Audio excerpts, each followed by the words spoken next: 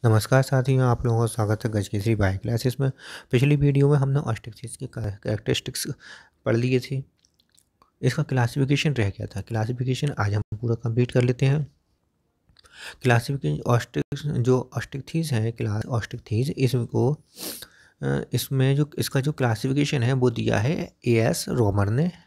As रोमर के जो classification है उसको बहुत अधिक साइंटिस्ट फॉलो करते हैं, इसलिए हम एएस रोमर का ही क्लासिफिकेशन देखेंगे आज। एएस रोमर ने क्लास ऑस्ट्रिक्स को दो सब क्लासेस में बांटा। पहली सब क्लास जो है उसका नाम है सार्कोप्टेरिजियाई और इसमें सार्कोप्टेरिजियाई है और इसको दो ऑर्डर में डिवाइड किया। अर्थात जो क्लास ऑस्ट्रिक्स है उसमें पहला सब क्लास है सार्कोप्टेरिजियाई और इसमें दो ऑर्डर्स आते हैं।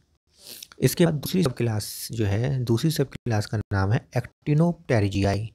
एक्टिनोप्टेरिजियाई सब क्लास में 3 सुपर ऑर्डर्स आते हैं।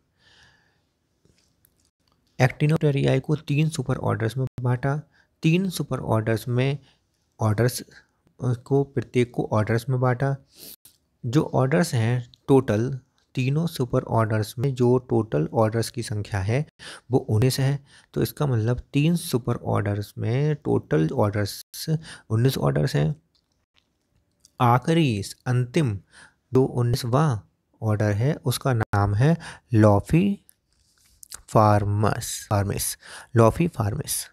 तो लॉफी फार्मिस जो है वो क्या है, लास्ट ऑर्डर है, 19th मतलब 19वां ऑर्डर है। तो कुल मिलाकर आप देखिए कि ऑस्ट्रिक्स क्लास में कितने ऑर्डर हो गए, 21 ऑर्डर हो गए। 2 ऑर्डर तो हो गए सब क्लास सार्कोप्टेरिजियाई में और 19 ऑर्डर हो गए सब क्लास एक्टिनोप्टेरिजियाई में। ठीक है, तो इसी के साथ ऑस्ट्रिक्स खत्म हो जाता है। इसके बाद हम देखते हैं स्नेक्स की बाइटिंग मैकेनिज्म के बारे में हम आज समझेंगे। स्नेक्स की बाइटिंग मैकेनिज्म जो है इसमें हम देखते हैं ये जो बाइटिंग मैकेनिज्म है ये बहुत ही कॉम्प्लेक्स टाइप का मैकेनिज्म होता है। स्नेक बाइटिंग मैकेनिज्म जो है इसमें बहुत अधिक चीज़ें होती हैं, बहुत अधिक कॉम्प्लेक्स टाइप का होता है, इसलिए हम कहते हैं कॉम्प्लेक्स टाइप मैकेनिज्म होती है ये। इसमें क्या क्या आता है, इसमें बोन्स आते हैं, जो स्नेक की जॉ बोन है वो आते हैं, अपर जो बोन लोअर जो बोन ये आते हैं।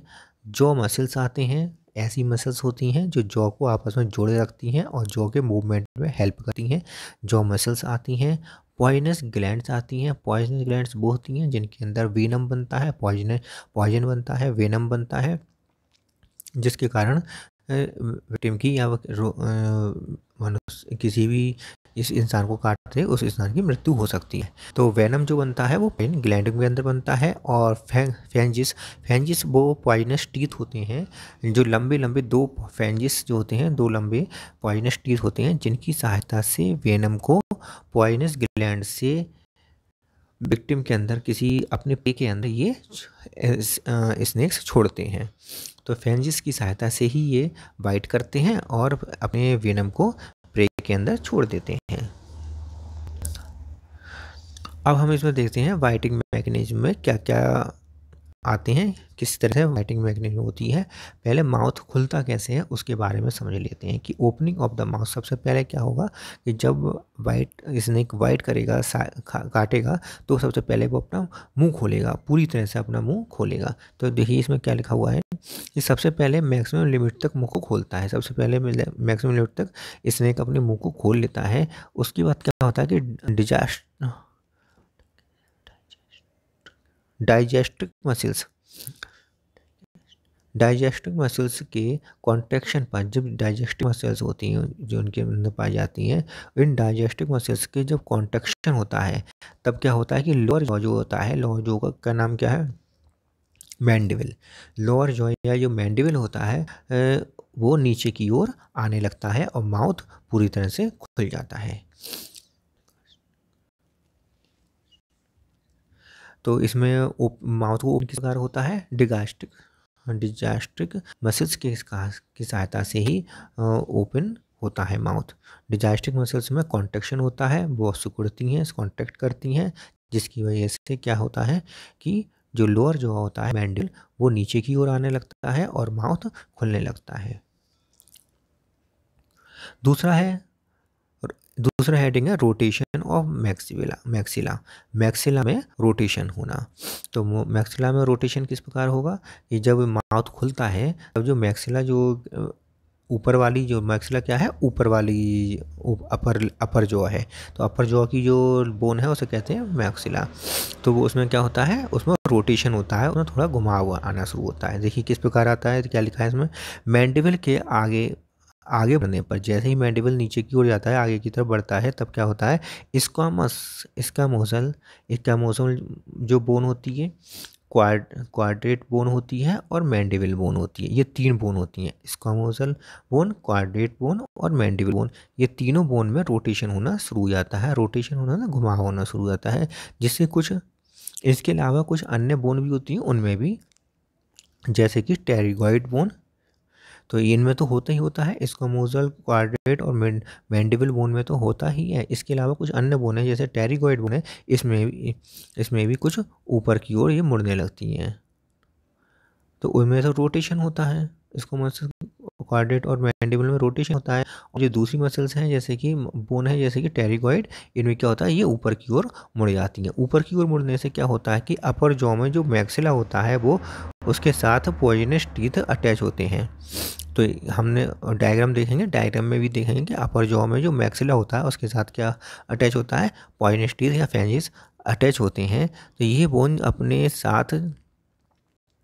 स्थान पर 90 डिग्री रोटेट करती है तथा टीथ बाहर की तरफ निकले आती हैं। तो जो मैक्सिला है वो 90 डिग्री पर रोटेट करेगी, जिसके कारण क्या है कि फेंजिस बाहर की ओर निकल आएंगे और प्रे को अटैक कर सकता है। अब यह इसका मुंह पूरी तरह से खुल गया है और वह सांप प्रे को अटैक कर सकता है। तो ये जो प्रोसेस है कि मैंडिबल आगे की जब बढ़ता है, स्क्वामोसल, क्वाड्रेट और मैंडिबल बोन जो है वो रोटेट करनी शुरू कर देती हैं। टेरिगॉइड बोन जो है वो ऊपर की तरफ मुड़ने लगती हैं, जिससे कि फेंजिस बाहर की तरफ निकल आते हैं। देखिए हम दिखाते हैं इसमें देखिए ये जो अपर जो है, अपर जो ऊपर वाला जो है उसमें क्या चीज़ पाई जाती है, प्री मैक्सिला, मैक्सिला पाए जा रहे हैं, प्री मैक्सिला, मैक्सिला पाई जा रही हैं। ये मैक्सिला है, मैक्सिला पाई जा रही है। नीचे वाली जो है उसमें मैंडिबल पाई जा रही है। ठीक है, तो जो मैक्सिला है और ये मैंडिबल है, जो इसमें क्या होता है, और पीछे की तरफ देखिए डिजास्टिक मसल्स पाई जाती है। डिजास्टिक मसल जब कांटेक्ट करती है, तो कांटेक्ट करने से क्या है कि ये मैंडिबल जो है वो नीचे की ओर जाने लगती है, नीचे की ओर खुलने लगती है। तो इसके साथ साथ ही कौन सी जो बताई थी, स्क्मोज बताया था, क्वाड्रेट बताया था और टेरिगॉइड बताया था। टेरिगॉइड कैसे होता, क्या जाती है, ऊपर की तरफ खुलने लगती है। टेरिगॉइड जो ऊपर की तरफ जाने लगती है। स्क्वामोसल और क्वाड्रेट जो होती है इनमें रोटेशन होने लगता है। ठीक है, तो और कोलुमेला, स्क्वामोसल, कोलुमेला और क्वाड्रेट, ये तीनों जो इनमें रोटेशन होने लगता है। टेरिगॉइड ऊपर की तरफ जाने लगती हैं। ये टेरिगॉइड ग्रंथि है, टेरिगॉइड बोन है। टेरिगॉइड जो बोन है इसमें ऊपर की तरफ ये जाने लगती हैं। तो इस प्रकार क्या होगा कि ये खुलने लगेंगी। और टेरिगॉइड ऊपर जाने से क्या है कि जब ये ऊपर की तरफ जाएंगी तो ये फैंजिस जो है ये बाहर की तरफ आने शुरू कर देंगे। और ये कितने तक आ जाती हैं, 90 डिग्री तक ये बाहर की तरफ आ जाती हैं, रोटेट कर लेते हैं, जिसकी 90 डिग्री तक रोटेट करने की वजह से ये बाहर की तरफ फेंजिस आ जाते हैं। ठीक है, इसमें अपर जॉ में क्या क्या चीज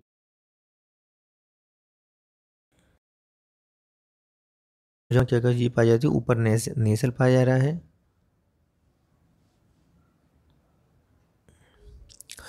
नेसल ऊपर की तरफ नेसल ना बोन पाई जा रही है, उसके नीचे प्रीमैक्सिला है, उसके नीचे मैक्सिला है।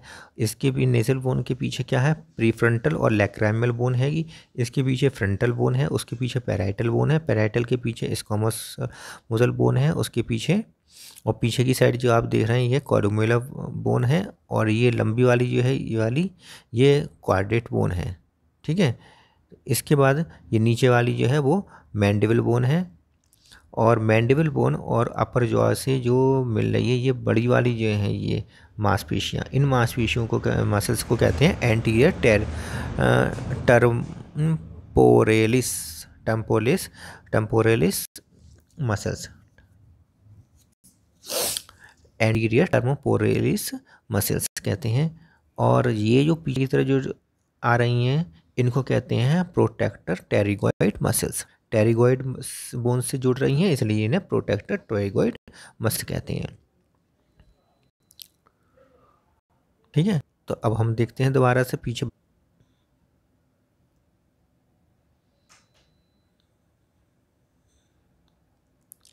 इस प्रकार क्लोजिंग का बात समझ में आ गई। क्लोजिंग में क्या है कि जो पॉइंटिंग टीथ होते हैं वो बाहर की तरफ आ जाती हैं, टेम्पोरल मसल्स और प्रोटेक्टर मसल्स जो सिंक होने लगती हैं, माउथ बंद हो जाता है।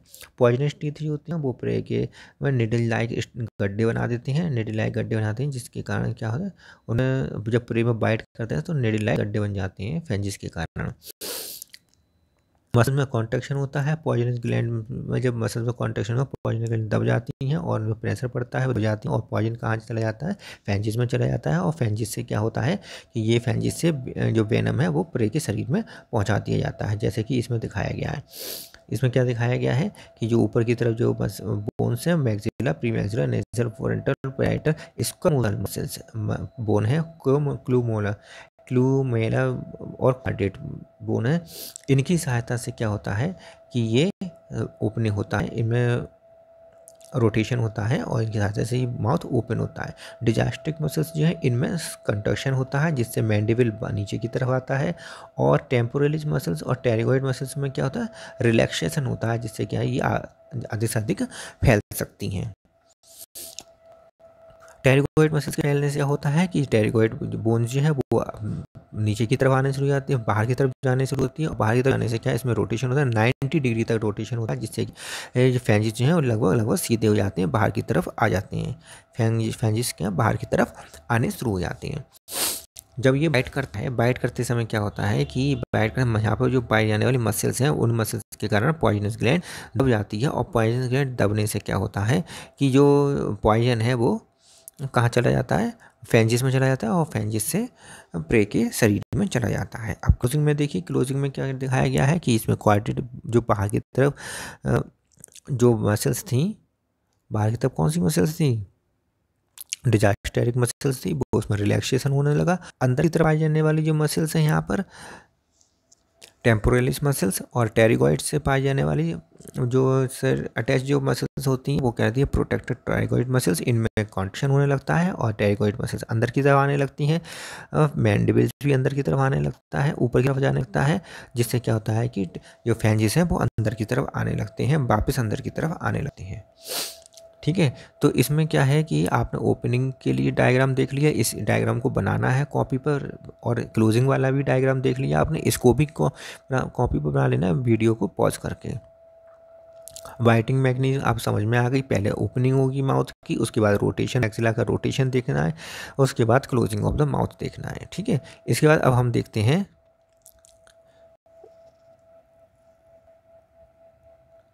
इसके बाद हम देखेंगे स्नेक का वेनम। वेनम किस प्रकार का होता क्या है और किस प्रकार का होता है इसके बारे में समझेंगे। देखिए क्या लिखा हुआ है यहाँ पर, स्नेक का जो वेनम है वो पॉइजनस ग्लैंड में होता है। कहाँ पर होता है स्नेक का वेनम, पॉइजनस ग्लैंड में, जैसे कि अभी पीछे बताया था पॉइजनस ग्लैंड के अंदर होता है। वेनम कैसा होता है, क्लियर होता है, साफ सुथरा एकदम क्लियर होता है, स्टिकी चिपचिपा होता है, येलोइश या तो पीला होता है और ग्रीनिश, या तो पीला होगा या ग्रीनिंग हरे रंग का होगा, हरे रंग पे होगा। तो क्लियर होता है, स्टिकी होता है, या तो पीला होता है या ग्रीनिश होता है। ठीक है, तो ये वेनम होता है ऐसा है स्वादहीन, कोई स्वाद ही नहीं होता, स्वादहीन होता है, एसिडिक नेचर का होता है। कैसा होता है, एसिडिक नेचर, क्योंकि उसमें डाइजेस्टिव एंजाइम होते हैं वो एसिडिक नेचर में होते हैं, एसिडिक नेचर का होता है। वेनम एंजाइम तथा टॉक्सिन्स का मिक्सचर होता है। किसी चीज़ का मिक्सचर होता है, एंजाइम का और टॉक्सिन दोनों का मिक्सचर होता है, इसीलिए बहुत घातक होता है।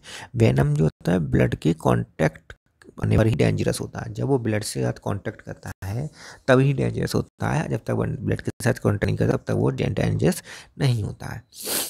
कौन कौन से फैक्टर्स होते हैं, कौन कौन से किस प्रकार का वेनम होता है, उसके बारे में अब देखते हैं हम। पहला आता है प्रोटियोलाइटिक फैक्टर। वेनम के अंदर प्रोटियोलाइटिक फैक्टर पाया जाता है। प्रोटियोलाइटिक नाम से ही पता चल रहा है, प्रोटियोलाइटिक फैक्टर में क्या है कि प्रोटियोलाइटिक प्रोटीन को तोड़ने वाला, तो लाइटिक मतलब तोड़ने वाला, प्रोटीन को तोड़ने वाला, ये वाइपर स्नेक में पाया जाता है। प्रोटियोलाइटिक फैक्टर कहाँ पाया जाता है, कौन से स्नेक में, वाइपर स्नेक में पाया जाता है। इसकी वजह से पेन होता है, दर्द होता है, जहाँ पर स्नेक काटता है उस स्थान पर क्या होगा, पेन होगा, दर्द होगा। प्रोटियोलाइटिक फैक्टर की वजह से स्वेलिंग, सूजन आनी शुरू हो जाएगी वहाँ पर, उस स्थान पर, और उस लोकलाइज्ड एरिया में जो पाए जाने वाले टिश्यू हैं उन टिश्यूज़ की डेथ होनी शुरू हो जाएगी, वो डेड मरने लगेंगे। तो क्या होता है, लोकलाइज्ड एरिया पर पेन होता है, स्वेलिंग होती है, और लोकलाइज्ड टिश्यूज जो हैं वो डेड होने शुरू हो जाते हैं प्रोटियोलाइटिक फैक्टर के कारण। तो ये पाया किस में जाता है, ये वाइपर स्नेक में पाया जाता है। दूसरा देखते हैं, दूसरा है कार्डियोटॉक्सिन। कार्डियोटॉक्सिन जो होता है किस प्रकार का होता है, कार्डियो मतलब हार्ट से संबंधित है, वैसे भी पता चल रहा है। इसमें क्या होता है, किसमें पाया जाता है, कोबरा और वाइपर में पाया जाता है। कोबरा में पाया जाता है और वाइपर में पाया जाता है। इसी वजह से क्या होता है, बीपी लो होने लगता है, ब्लड प्रेशर लो होने लगता है, जिसकी वजह से हार्ट बीट बंद होने लगती है, धीमी हो जाती है और धीरे धीरे बंद होने लगती है और पेशेंट की मृत्यु हो जाती है। तो कार्डियोटॉक्सिन जो होते हैं वो भी काफ़ी खतरनाक है, हार्ट बीट को कम करने का काम करते हैं, ब्लड प्रेशर को लो करने का काम करते हैं। और किस में पाए जाते हैं, कोबरा और वाइपर में पाया जाता है। इसके बाद आता है तीसरा, हीमोरेजियस। हीमोरेजियस जो होता है वाइपर में पाया जाता है, वाइपर्स में पाया जाता है, और ये क्या काम करता है, ब्लड कैपिलरीज की जो वॉल होती है उसको डिस्ट्रॉय कर देते हैं। जब आप समझ रहे हैं, ब्लड कैपिलरीज की जो वॉल को डिस्ट्रॉय कर देंगे तो ब्लड बाहर की तरफ भागेगा, ब्लड कैपिलरी से बाहर आ जाएगा और बहुत ज़्यादा ब्लीडिंग होगी, हैवी ब्लीडिंग होगी। तो इसमें क्या होता है, हीमोरेजियस में क्या होता है, वाइपर में पाया जाता है और ब्लड कैपिलरीज की वॉल को डिस्ट्रॉय कर दिया जाता है, और ब्लड बहुत अधिक ब्लीडिंग होती है, जिसके कारण डेथ हो जाती है, प्रे की डेथ हो जाती है, या विक्टिम मतलब जिसको काटा है उसको, उसकी डेथ हो जाती है। न्यूरोसाइटोलाइसिस अच्छा, न्यूरोसाइटोलाइसिस, इसमें क्या है, ये कोबरा और कोबरा का जो भयंकर प्रकार के और सांप हैं, कोबरा और करेक्ट, इनमें न्यूरोसाइटोलाइसिस पाए जाते हैं, जिसमें ये क्या काम करते हैं, ये नर्व टिश्यूज़ को डिस्ट्रॉय कर देते हैं। जो नर्व टिश्यूज़ हैं उनको डिस्ट्रॉय करके नर्वस सिस्टम को ख़त्म कर देते हैं, जिससे कि विक्टिम की डेथ हो जाती है, बहुत तेज़ी से डेथ हो जाती है, क्योंकि नर्व्स तो सबसे फास्ट काम वर्क करती हैं और वही डेथ हो जाती हैं, तो बहुत जल्दी डेथ हो जाती है। एंटीबैक्टीरियसिडम जो होता है फैक्टर, ये सभी से पाया जाता है, लगभग सभी से एंटीबैक्टीरियसिडम इस फैक्टर तो पाया ही जाता है। ये क्या काम करता है, डब्ल्यूबीसी की जो फैगोसाइटोसिस प्रोसेस है, डब्ल्यूबीसी क्या करते हैं, फैगोसाइटोसिस करती हैं, इसके कारण वो बैक्टीरिया को भक्षण कर लेती हैं और हमारा शरीर को रोग मुक्त बनाए रखती हैं।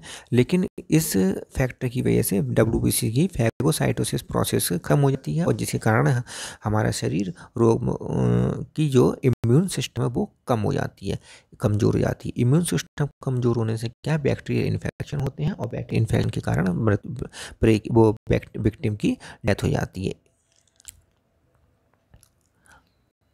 इसके बाद पढ़ते हैं first aid treatment of the snake का फर्स्ट एड ट्रीटमेंट।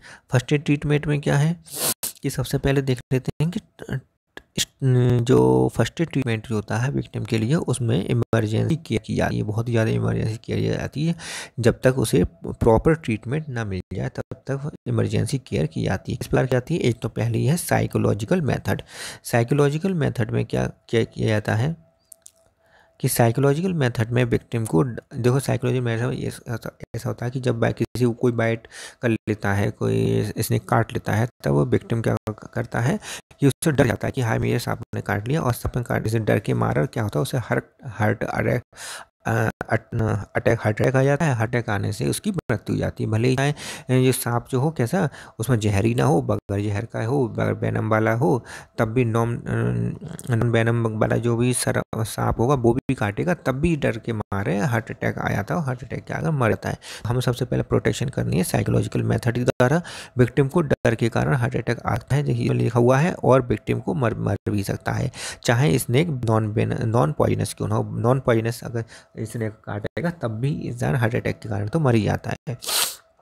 इसलिए क्या करना चाहिए, विक्टिम को साइकोलॉजिकली एनकरेज करना चाहिए। साइकोलॉजिकली एनकरेज करने से क्या होगा कि जो उसे उसे कि मतलब थोड़ा एनकरेज होगा, विक्टिम थोड़ा एनकरेज होगा, जिससे कि साइकोलॉजिकली एनकरेज होगा, जिससे कि क्या है कि वो हार्ट बीट उसका हार्ट अटैक नहीं आएगा, हार्ट बीट नॉर्मल रहेगी उसकी। ठीक है, इस कारण उसकी मृत्यु नहीं होगी, हार्ट अटैक से उसकी मृत्यु नहीं होगी। सबसे पहला काम तो यही करना चाहिए। उसके बाद आता है दूसरा, टॉर्निक। टॉर्निक में क्या होता है कि जो जहाँ इस स्थान पर काटा गया है, बाइट करा है, उस स्थान पर दो दांत जैसी बन जाती हैं, दो गड्ढे बन जाते हैं। उस स्थान की थोड़ा ऊपर और थोड़ा नीचे दो कपड़े की चीर से या कि रुमाल से या कपड़े से या डोरी से कस के बांध देने चाहिए, जिससे कि जो वेनम है वो पूरे शरीर में ना फैले। ठीक है, तो इस प्रकार जहाँ जहाँ पर बाइट किया है वहाँ पे आसपास में जो कपड़ा बांध देते हैं, कसकर कपड़ा बांध दिया जाता है। इस बांधने की जो प्रोसेस है इसको कहते हैं टॉनिक कहते हैं। ठीक है, तीसरा आता है केयर ऑफ वुंड। तो वुंड की जो केयर, देखभाल कैसे की जाती है, वुंड की केयर देखिए इसमें देखते हैं क्या लिखा है। इसमें लिखा है कि बूंद को साफ सफाई करनी चाहिए, उसको पहले तो साफ पानी से धो लेने चाहिए। धोने के बाद बूंद को 1 सेंटीमीटर गहराई, जहाँ पर काटा गया है उस स्थान पर 1 सेंटीमीटर गहराई तक, 1 सेंटीमीटर की गहराई तक कट लगाने चाहिए। कट लगाने से क्या होगा, या इंसिजन या कट लगा देना चाहिए। इससे क्या होता है कि इतनी गहराई 1 सेंटीमीटर गहराई से आप कट लगा देंगे तो उसमें से ब्लड बाहर निकला, जो ब्लड जिसके अंदर जिस ब्लड में वेनम है, जहर है, वो वेनम सहित ब्लड बाहर निकलेगा और वेनम थोड़ा बहुत अधिक मात्रा में कम हो जाएगा, जिसके कारण क्या है बचने के चांसेस बढ़ जाएंगे।